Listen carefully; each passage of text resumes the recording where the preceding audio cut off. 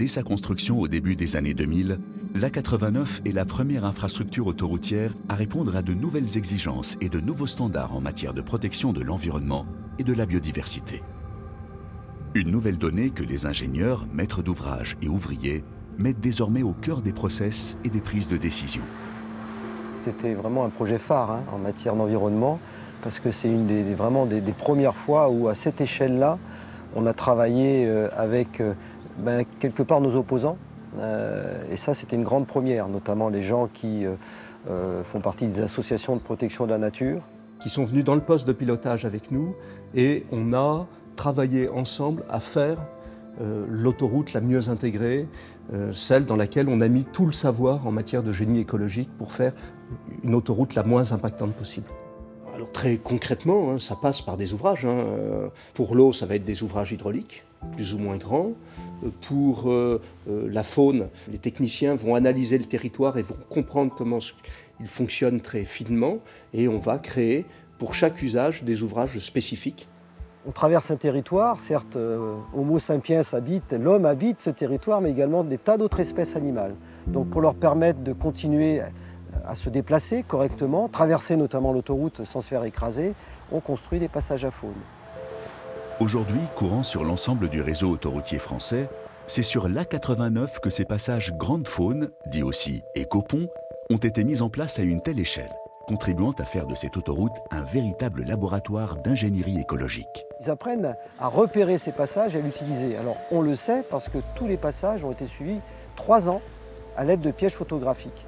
Donc là, c'est la preuve par l'image. Non seulement la preuve par l'image, mais également la connaissance des espèces qui utilisent ces passages. Aujourd'hui, avec le recul que l'on a, on sait qu'une quarantaine d'espèces, des plus petites comme les reptiles jusqu'aux plus grandes comme le cerf, voire le loup, utilisent ces passages à faune. Tout ça, ça constitue la transparence de l'autoroute.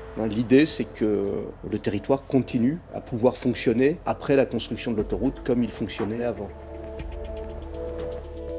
Comment concilier en permanence infrastructure d'envergure et préservation de l'environnement, et sans le moindre compromis? C'est l'équation complexe à laquelle répond pourtant pleinement le tunnel de Viollet. Entre les départements de la Loire et du Rhône, long de 4 km, c'est le 8e tunnel le plus important de France. Sa création a nécessité un chantier hors norme.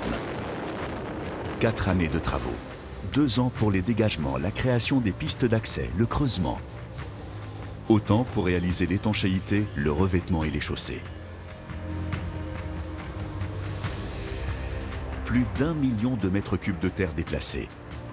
Des centaines de personnes en permanence sur le chantier, totalisant plus d'1,5 million d'heures de travail. Quand on parle d'un tunnel, on parle d'un ouvrage exceptionnel. C'est un ouvrage qui est complexe, qui est difficile à réaliser, qui est même dangereux à réaliser. C'est toujours une opération considérable. Le tunnel de Viollet, il est exceptionnel aussi par sa longueur, puisque c'est un ouvrage qui fait près de 4 km. Il comporte 2 tubes, donc ça fait 8 km de tunnel.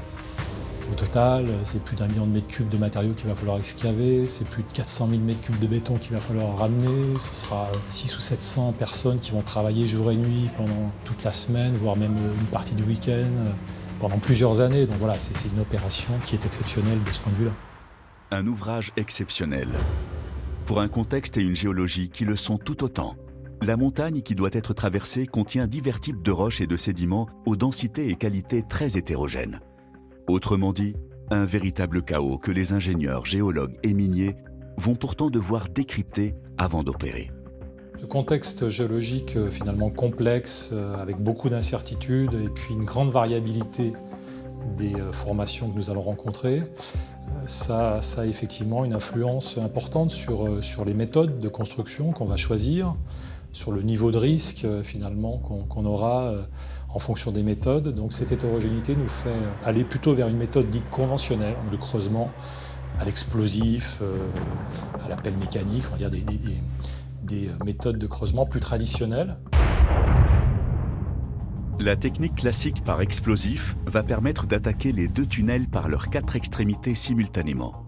Les tubes de 4 km de long chacun vont être positionnés parallèlement avec un écartement moyen d'une vingtaine de mètres afin de relier les tunnels entre eux par des coursives de sécurité qui permettront d'évacuer les usagers en cas d'accident ou d'incendie. Puis l'avantage de la méthode conventionnelle, c'est qu'elle est très souple, très adaptable. Le tunnelier, c'est une méthode, c'est le tunnelier. Une fois que vous l'avez conçu, vous réalisez l'ouvrage et vous êtes confronté à la variabilité, il faut vous adapter. Et c'est parfois difficile parce que le tunnelier a été conçu une fois pour toutes. La méthode conventionnelle, elle s'adapte. On arrive à adapter nos modes de creusement, nos modes de soutènement, ce qui nous permet de soutenir l'ouvrage qu'on construit. Donc c'est pour ça qu'à ce moment-là, on fait ce choix-là, qui est un choix structurant, de réaliser le tunnel en méthode conventionnelle. Afin de préserver les eaux de surface, les ingénieurs décident de renoncer à un tracé droit, plus facile techniquement, au profit d'une tête biaise. L'approche consiste à attaquer la montagne de biais plutôt que de front, rendant ainsi les opérations beaucoup plus longues et compliquées. Si on avait fait un tracé dans une logique technique pour faciliter l'ouvrage, on n'aurait pas fait le tracé qu'on a fait. Le tracé qu'on a fait, il a cherché justement à éviter complètement le réseau superficiel. Voilà. Donc dès le début, l'eau et je dirais tout l'environnement qui est associé, c'est un souci majeur de ce projet-là. Et je dirais ça impacte les techniciens que nous sommes et nous rend, on va dire, la vie plus difficile, mais c'est un parti pris assumé jusqu'au bout.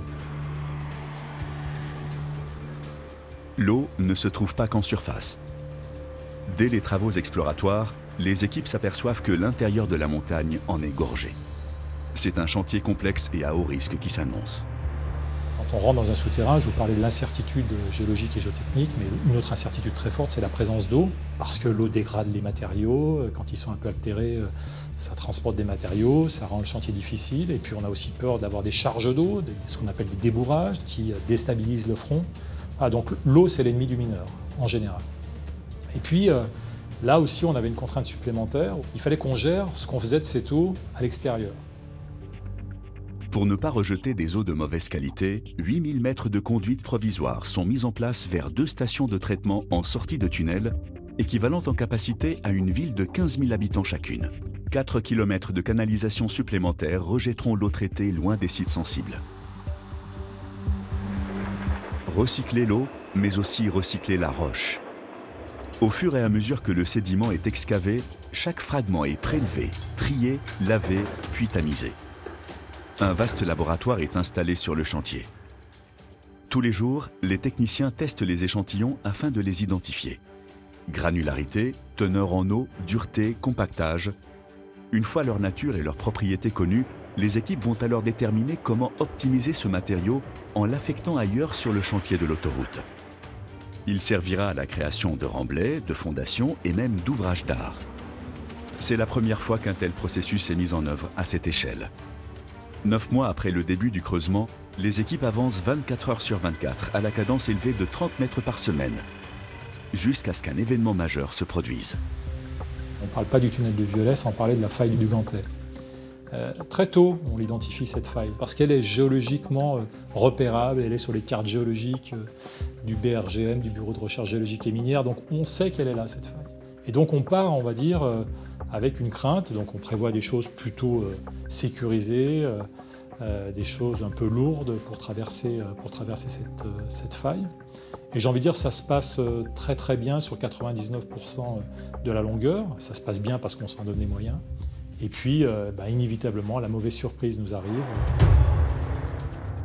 Le chemin des mineurs croise celui d'une faille géologique majeure, constituée d'un mélange aléatoire de roches dures et de terrains meubles sur une distance de 130 mètres. En quelques minutes, des dizaines de mètres cubes d'un mélange d'eau, de roches et de sédiments se déversent à l'intérieur du tunnel. Les équipes sont évacuées d'urgence et le chantier est sécurisé. C'est un imprévu, dans un esprit mineur, c'est un imprévu, on l'a pris sur la figure, comme on dit. Et donc il faut qu'on trouve là, encore une fois, une solution pour repartir le plus vite possible. Voilà, donc on se met tous autour de la table et on trouve des solutions. On a traité les terrains, injecté les terrains, fait ce qu'on appelle des voûtes parapluies, une espèce de structure métallique, une espèce de parapluie qui va nous protéger. On met des boulons, ce qu'on appelle des boulons, des ancrages en fibre de verre. On transperce le terrain et on met des ancrages dans le front pour pouvoir creuser dans un front sécurisé pour pas qu'il s'effondre. Bref, c'est une opération difficile, mais encore une fois, c'est presque un bon souvenir parce qu'il n'y a pas eu d'impact sur le chantier, sur les collaborateurs, sur les ouvriers. Donc ça, c'était l'essentiel. Et donc voilà, il fallait sortir de cette situation. On s'en est sorti sincèrement au plus vite et dans de très bonnes conditions.